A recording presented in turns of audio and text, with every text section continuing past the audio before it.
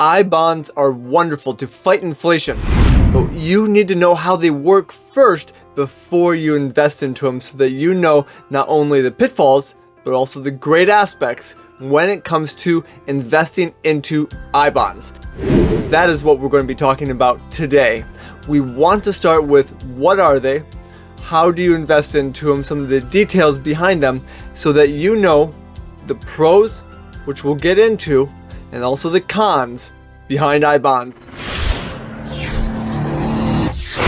Hey, it's Nathan Krampe, and I make these videos because you are likely very ambitious when it comes to your financial plan and wealth management. You want to create an impact for yourself, your family, your community, and your company. But you know there's more out there.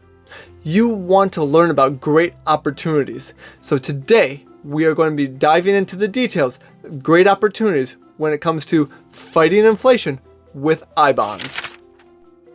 The government has a lot of different aspects when it comes to bonds. One of those great aspects that you can buy from the government are what are called ibonds. Now those are inflation related bonds, and what they do is they keep up with the level of inflation and the pace of inflation just because of the interest that they pay you. So that's what we want to be talking about today. What are ibonds? Why are they helpful for you? And then also some of the cons and the negative aspects of ibonds as well. So grab a cup of coffee and let's dive into what are ibonds. Diving into the details of bonds. Let's talk about bonds first so you know specifics when it comes to the ibond. Well, bonds in general are a debt obligation, and this is something that as you give money to the government can use that money for whatever they want. And you have no way of directing that. That is just something that happens, that they are able to use it however they deem fit. Now, in exchange for that money, what the government is saying is that we will give you some interest off of that. Now, ibonds are very specific.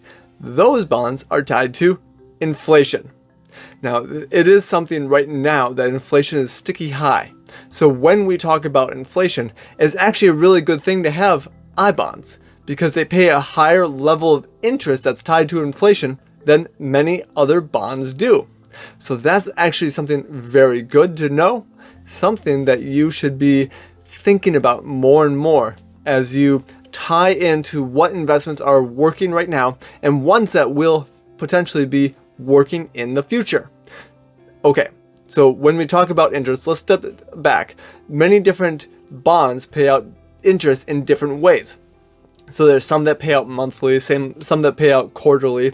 Well, ibonds are different than those as well. Ibonds say you invest into the ibond and we're not going to give you any interest until that end period of time. So that's obviously something different. That's not saying it's going to be gifted to you or given to you, I should say, on a monthly basis where you can use. That's not what ibonds are for. All of the interest comes right at that end period. So first thing to know, that you only get paid once off of that interest. Second thing to know is that the interest fluctuates. It's not going to stay the same on a monthly, yearly basis. So there are 2 times a year that it actually pays out. So it goes from November to the end of April, and then from May to the end of October. Those are the 2 opportunities that you have to not only invest into them, but then to get those interest rates where they're at. So you will always see a change and a fluctuation of interest rates. Again, that is something different with ibonds that are different than basically any other bonds that are out there, are the fact that the interest rates change. So those are always reset, and know that you really have no direction of how those are reset. They could be higher or lower depending on interest.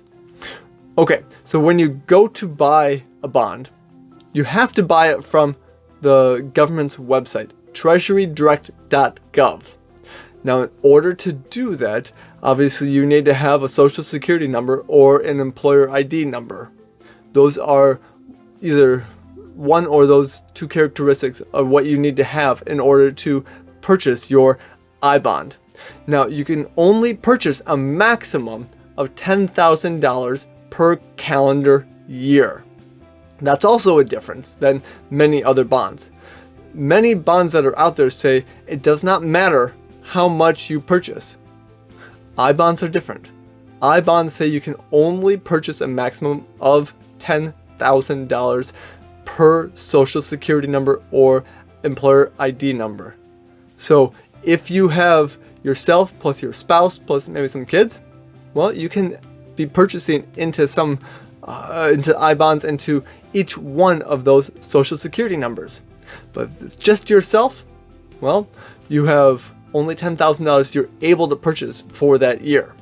Now, like I said, this is from the treasurydirect.gov website, and you are unable to purchase them from a financial advisor or from any other custodians that are out there. You have to purchase them direct from the government. Well, that also gives you some reporting challenges as well. All of the interest needs to be reported to the IRS. All of the interest is taxable. So it is taxable to the federal government. It is taxable as part of your estate. It is taxable part of gift taxes.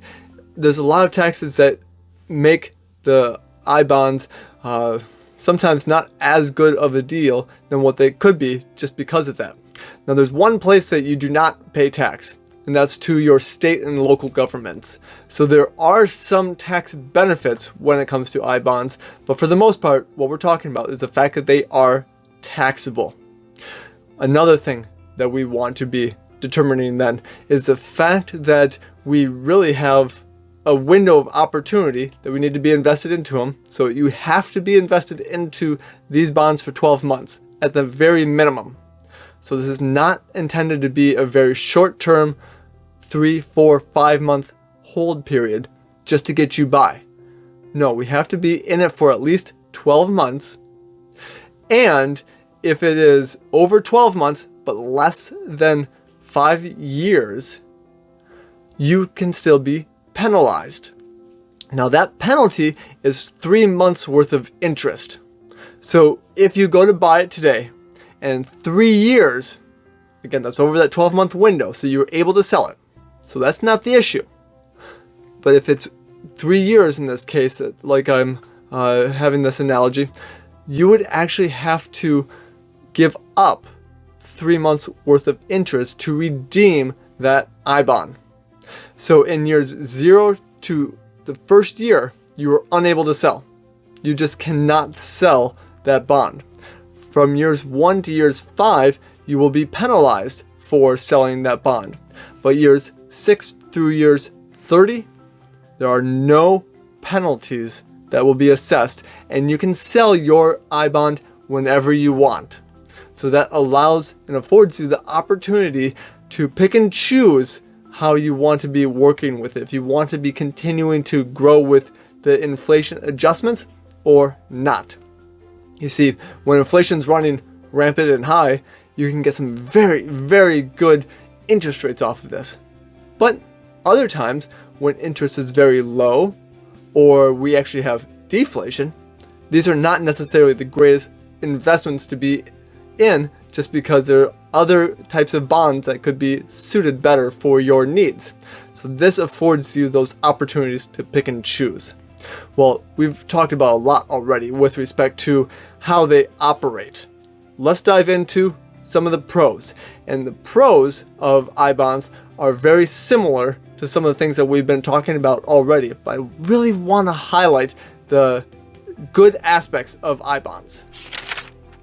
Now, we've already discussed a lot of pros that happen with ibonds, but let's be specific. What are the positive aspects of ibonds? All right, well, we already know that we can be purchasing them and they receive a lot of times a higher rate of interest than other bonds. Well, that is because of inflation. So the first thing that we know is that they're going to be keeping up with inflation more than other investments and the interest that they pay. Great news, great reason to be invested into ibonds.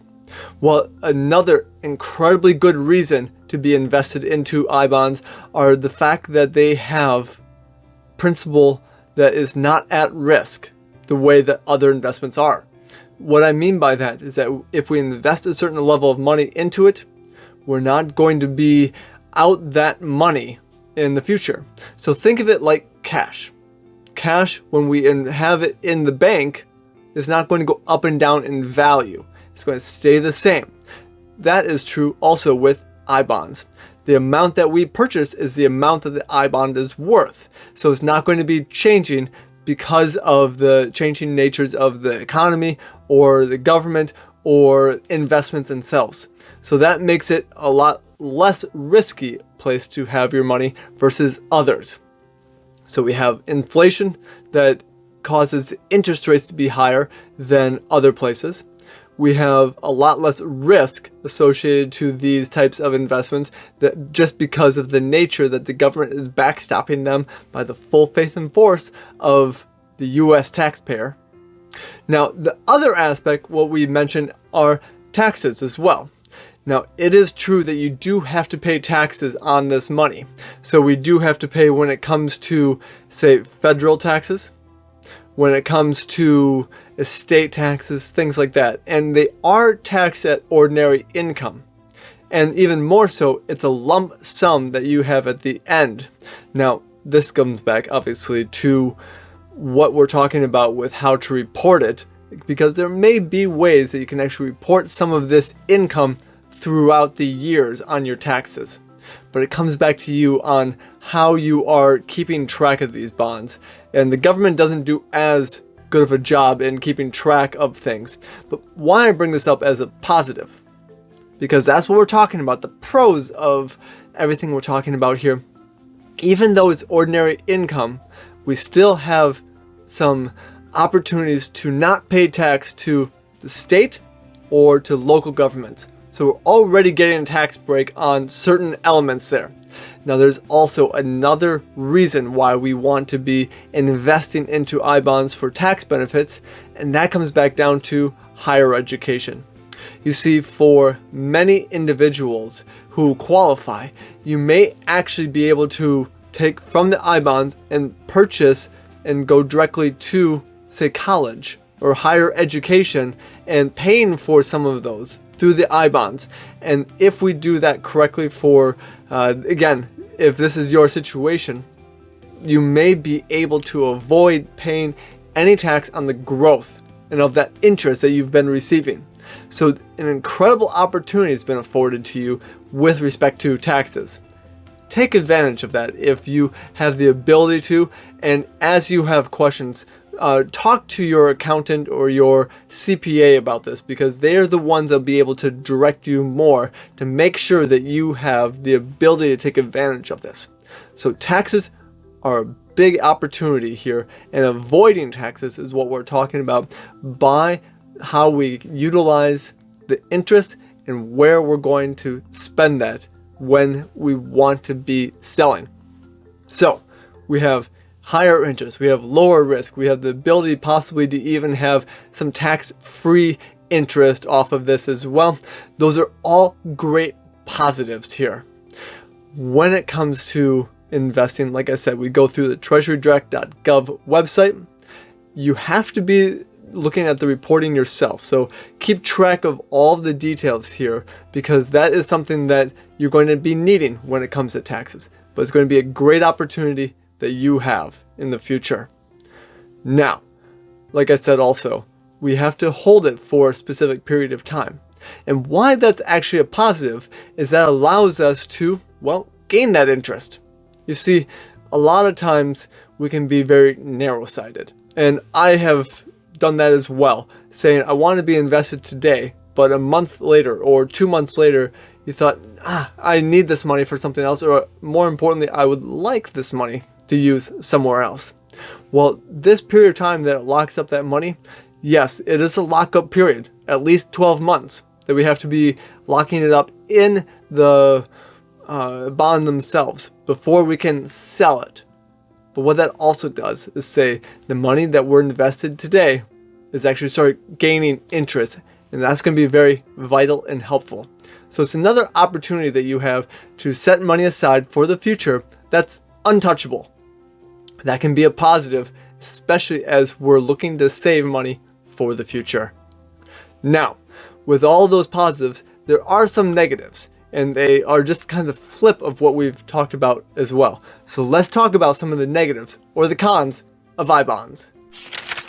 Like I said, ibonds do have some negatives associated with them, and what we just talked about with ibonds actually being a good thing, that they allow you to set aside some money and have that grow, and they basically forced you to be saving. That can also be a negative. So there's a lack of liquidity, is what we call that with ibonds, because they lock up your money for a specific period of time, and then if we have it for less than that 5-year window, you actually have to basically be giving up some of that interest as well. So there's a penalty that can be associated. Those are all negatives of ibonds that you need to be aware of too. The second thing that we talked about already is the fact that you can only purchase so much of ibonds on a calendar year. So that's up to $10,000 per social security number or employer ID number, EIN number. So what that means then is that you actually have to be, well, making sure that you know how much you've purchased and documenting everything that you've done with respect to ibonds. Now, we have to go through the treasurydirect.gov website, so that makes it even more problematic. Now, while the government's done a great job with the website and how you purchase them, there's still some, well, call them some bugs to be worked out. It's not as easy as the process that it could be if you're going direct through one of your custodians where you hold some of your other accounts, or even through your financial advisor. And the reporting is not as, well, good as what you may be used to as well. So knowing and documenting how much you've purchased and where that interest is vitally important. Now, your accountant, again, can be doing this for you and being up on this, but it's just one more aspect that you need to make them aware of. Okay, well, when we're talking about negatives, there are, again, the fact that we have to go through the Treasury Direct website, the fact that we can only purchase certain amounts as per ID number, so it's part of your social security number. The second element that we're talking about with those ID numbers comes back to the fact that these are unable to be purchased as part of your retirement accounts. So again, we cannot own them in a 401k. We cannot own these as part of a IRA account or a Roth IRA account, or ones that would receive some good tax benefits by deferring or even eliminating taxes. We're unable to own them. So what that means is that this is something that you have to have money, and let's just call it from a bank account or cash that you have on hand to purchase these. Well, that's different than if we're wanting this as a retirement planning tool. That's not what these are designed for and what they're good for. So that is also a negative aspect, that these cannot be used as part of a retirement planning tool. Well, then when we talk about some of the other elements of ibonds, the fact that they fluctuate in their interest rates, we have to know where interest rates are going. Because if interest rates are especially tied to inflation, and inflation is starting to turn lower, well, you may actually be receiving less in interest than what you had initially thought. So they're not going to be high interest rates that paid out forever. Again, they'll be tied to inflation, and inflation kind of goes as a sine curve. It fluctuates, and if we are at a sticky high point of inflation, that's one thing.